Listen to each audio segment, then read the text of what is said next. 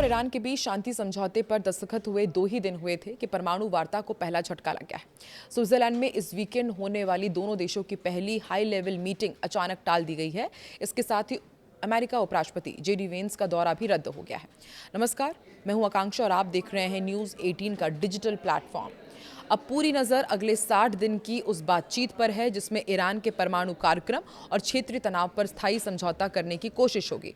White house के मुताबिक JD Vance और उनका डेलीगेशन बातचीत के लिए पूरी तरह तैयार था, लेकिन व्यवस्थागत कारणों से बैठक तय नहीं हो पाई। इसी कारण आज स्विट्जरलैंड वो नहीं जा रहे हैं और अमेरिका में ही रहेंगे। ऐसे में सवाल ये उठ खड़ा हुआ है कि क्या बातचीत ही खत्म हो गई है। प्रवक्ता ने कहा है कि अमेरिकी प्रतिनिधिमंडल बातचीत के लिए पूरी तरह तैयार है और जैसे ही तारीख और व्यवस्थाएं तय होंगी वो रवाना होने को तैयार है।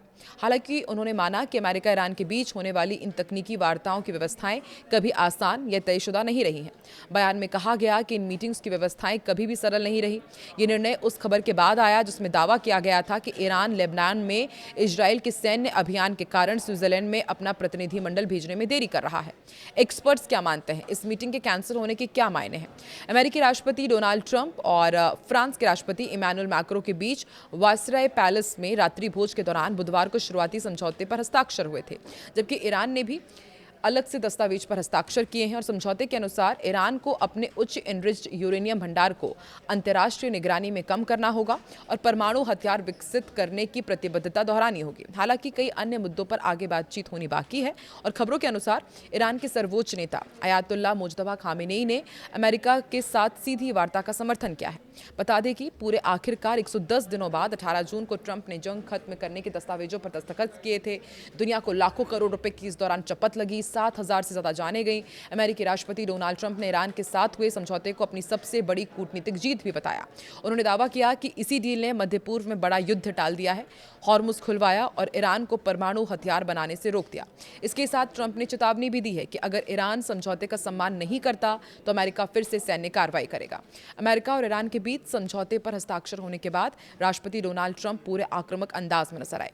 फ्रांस में G7 समिट के बाद प्रेस कॉन्फ्रेंस में ट्रंप ने इस डील को अपनी बड़ी जीत बताया और ये तक कह दिया कि मुझसे ताकतवर ज्यादा कोई नहीं था। ट्रंप ने दावा किया कि अगर ये समझौता नहीं होता तो अमेरिका कई हफ्तों, महीनों या जरूरत पड़ने पर सालों तक ईरान पर बमबारी करता रहता। उनके मुताबिक इस डील ने सिर्फ युद्ध नहीं रोका बल्कि हॉर्मुज को दोबारा खोलने और दुनिया में ऊर्जा संकट टालने का रास्ता भी बनाया। ट्रंप ने डील को एक बड़ी कामयाबी बताते हुए कहा कि हम ईरान के साथ एक समझौते पर पहुंच गए हैं, सब कुछ हासिल हुआ जो हम हासिल करना चाहते थे। अमेरिकी राष्ट्रपति ने बार बार इस समझौते को तेल की कीमतों में गिरावट और शेयर बाजार में तेजी से जोड़ते हुए कहा कि जब भी किसी समझौते की संभावना मजबूत हुई है, निवेशकों ने सकारात्मक प्रतिक्रिया दी। उन्होंने कहा कि हर बार जब हमने शांति की संभावना पर बात की, शेयर बाजार रॉकेट की तरह ऊपर चला गया। उन्होंने उन रूढ़िवादी आलोचकों की टिप्पणी को भी खारिज कर दिया जो मानते थे कि ईरान पर सैन्य दबाव बनाए रखा जाना चाहिए। वॉशिंगटन पोस्ट ने समझौते को ट्रंप के दूसरे कार्यकाल की सबसे अहम विदेश नीति पहलों में से एक बताया है। व्हाइट हाउस सैन्य दबाव से डिप्लोमेटिक नतीजे मिलने की उम्मीद जता रहा है। वॉल स्ट्रीट जर्नल ने कहा है कि सरकार का ये तर्क कि हॉर्मुज स्ट्रेट को फिर से खोलने और वैश्विक तेल सप्लाई में रुकावट के खतरे को कम करने के लिए मिडिल ईस्ट के अलावा भी कई बड़े आर्थिक फायदे हो सकते हैं। अमेरिकी राष्ट्रपति ने कहा है कि डील एक बड़े क्षेत्रीय समझौते की नींव बन सकता है। उन्होंने कहा कि जैसा कि मैंने इस हफ्ते दुनिया के नेताओं से कहा है, उन्हें उम्मीद है कि ये शांति समझौता पूरे मिडिल ईस्ट में एक बहुत बड़ी डील की शुरुआत होगी।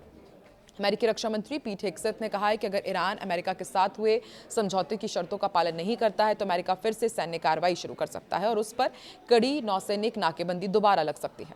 नाटो देशों के रक्षा मंत्रियों की बैठक के बाद हेग्सेथ ने पत्रकारों से कहा है कि राष्ट्रपति पहले ही साफ कर चुके हैं कि बातचीत के दौरान अगर ईरान अपने वादे पूरे नहीं करता तो हम दोबारा कार्रवाई शुरू करने के लिए तैयार हैं।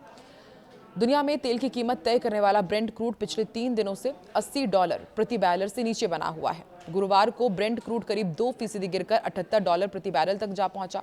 जंग के दौरान इसकी कीमत $114 के पार तक पहुंच गई थी, यानी अब ये उस स्तर से करीब $35 सस्ता हो चुका है। अमेरिका का WTI कच्चा तेल भी गिरकर करीब $74 प्रति बैरल पर आ गया है, जो 3 महीने का सबसे निचला स्तर है। पाकिस्तान के प्रधानमंत्री शहबाज शरीफ ने बुधवार को इस्लामाबाद में अमेरिका ईरान समझौता ज्ञापन पर मध्यस्थ के तौर पर भी साइन किया है। अमेरिका और ईरान के बीच बातचीत में पाकिस्तान ने अहम मध्यस्थ की भूमिका निभाई, लेकिन सबसे बड़ा सवाल कि बार बार ये जो चेतावनी दी जा रही है कि यदि तमाम समझौतों का पालन नहीं किया गया तो अमेरिका ईरान पर आगे भी कार्रवाई कर देगा। तो जिस तरीके से हमने सीज फायर में देखा कि बार बार दोनों ही देशों की तरफ से अटैक होते रहे, क्या इस पीस डील के बाद भी दोनों देशों के बीच उसी तरह से हमले जारी रहेंगे? आपको क्या लगता है? कमेंट सेक्शन में ज़रूर बताएं।